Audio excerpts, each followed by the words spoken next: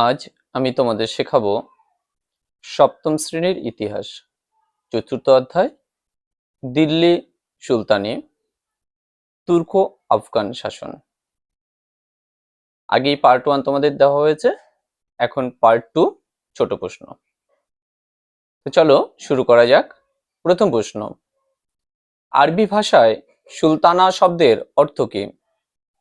উত্তর, সুলতানের স্ত্রী। 2 নম্বর প্রশ্ন, ইলতুৎমিশের প্রকৃত উত্তরাধিকারী কে ছিলেন? উত্তর, সুলতান রাজিয়া।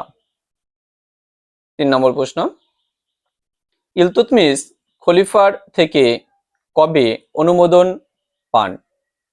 উত্তর, 1229 খ্রিস্টাব্দে। 4 নম্বর প্রশ্ন, দিল্লির কোন সুলতান প্রথম দক্ষিণ ভারতে সুলতানি সাম্রাজ্যের বিস্তার ঘটান? উত্তর, আলাউদ্দিন খলজি।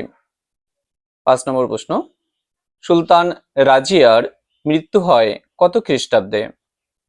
উত্তর, 1240 খ্রিস্টাব্দে। 6 নম্বর প্রশ্ন, আলাউদ্দিন খলজির প্রধান সেনাপতি কে ছিলেন? উত্তর, মালিক কাফুর।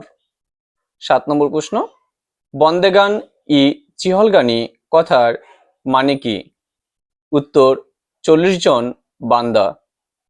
8 নম্বর প্রশ্ন, পানিপথের প্রথম যুদ্ধে বাবর কোন কৌশল ব্যবহার করেন? উত্তর, রুমি কৌশল।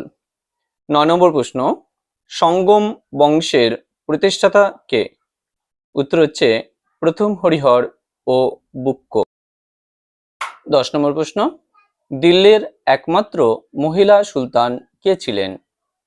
উত্তর, সুলতান রাজিয়া। 11 নম্বর প্রশ্ন, খলিফা কথার অর্থ কি? উত্তর, প্রতিনিধি। 12 নম্বর প্রশ্ন, দিল্লির কোন সুলতান সর্বপ্রথম খলিফার অনুমোদন লাভ করেন? উত্তর, সুলতান ইলতুৎমিশ।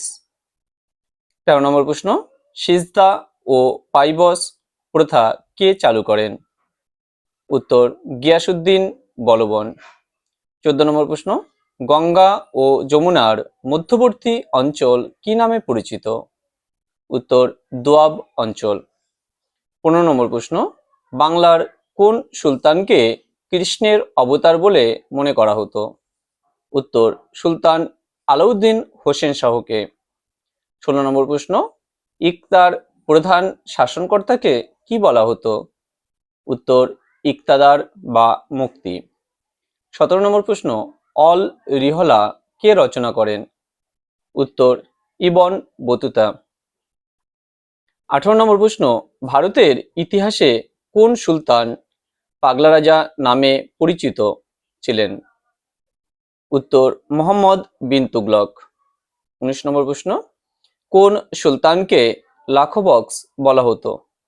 উত্তর, কুতুবউদ্দিন আইবককে। 20 নম্বর প্রশ্ন, ভারতে কে ইকতা প্রথা চালু করেন? উত্তর, ইলতুৎমিশ। এই ছিল পার্ট 2 এর 20টি ছোট প্রশ্ন। আগেই আমি পার্ট 1 এর 20টি ছোট প্রশ্ন দিয়েছি। এই প্রশ্নগুলো তোমরা যদি ভালো করে পড়ো তবে তোমাদের পরীক্ষায় প্রশ্ন আসবে। এছাড়া চাকরির পরীক্ষার জন্য এই প্রশ্নগুলো খুবই গুরুত্বপূর্ণ।